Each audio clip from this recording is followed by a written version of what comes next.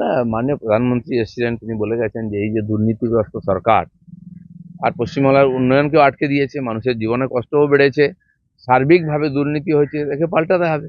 তো আমাদের পার্টির 1 আর 2 নম্বর নেতা মোটামুটি আমরা মানি এরকম। আর পশ্চিমবাংলায় বিজেপি মাননীয় অমিত শাহর হাত ধরেই উঠেছে।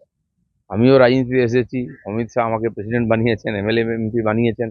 তো সেই জন্য তার সময়ে উত্থান, তার সঙ্গে একটা আলাদা আমাদের সম্পর্ক। তো তিনি সবসময় আসেন নিঃসন্দেহে।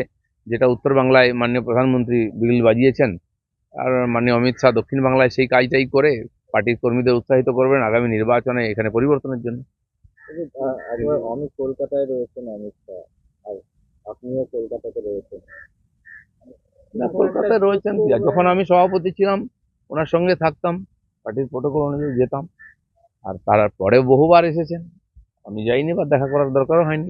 যদি আমাকে কেউ ডাকে আমি যাই, আমার যে কাজ দেন সেটা আমি করি।